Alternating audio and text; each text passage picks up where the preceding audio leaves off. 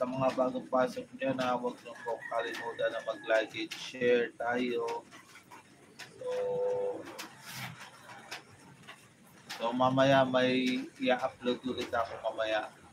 So yung ano naman yun, yung Asian World. So hindi ko pa na-upload yung Asian World Station. So mamaya-maya i-upload ko rin. So ayan, mega love shoutout sa 4 million viewers natin dyan, mga kababayan. So mega love shoutout sa 4 million viewers. Like and share lang tayo. Maraming salamat. So matagal-tagal na rin tayo magla-live to.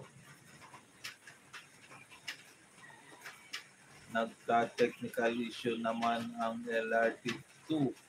So sinong humahawak na pala dyan na Tentini yung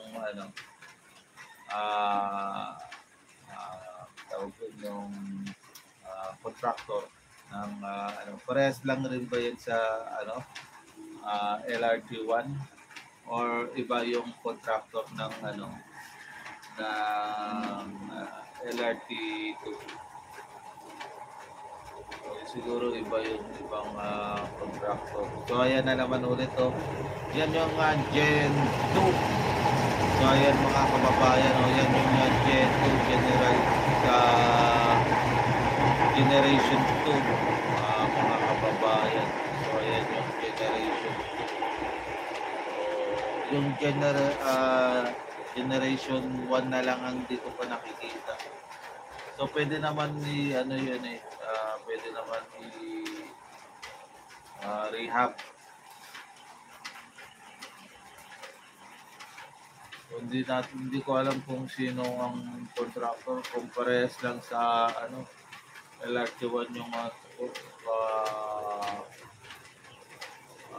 contractor yung technical. So ayan, like and share lang tayo mga kababayan. So maraming salamat. Thank you very much po.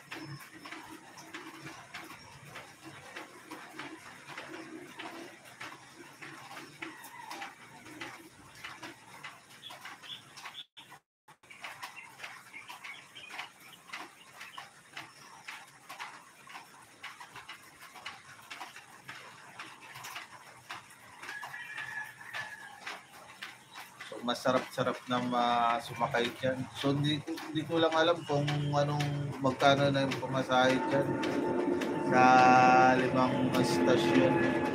So hindi ko lang alam kung magkano yung yung pamasahe.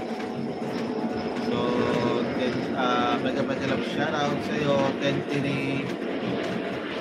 So hindi ko alam kung magkano na yung pamasahe ng rate ng 5 stasyon. Hindi ko lang alam kung ilang ilang yung rate, kung magtataas ba sila or safe pa rin, or hindi ko lang alam kung magkano ng pamasahe yung 5 stasyon. Simula Dr. Santos kung magkano na.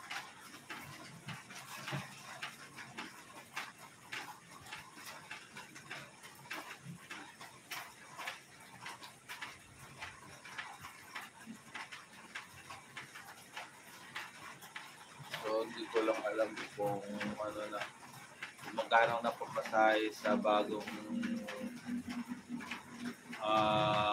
stasyon.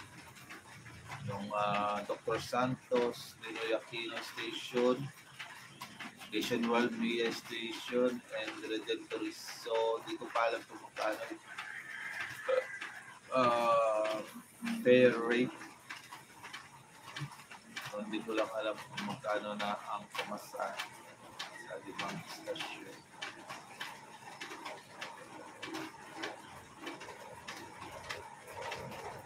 So ayan na yung Gen 4. So ayan na yung Gen 4 mga kababayan.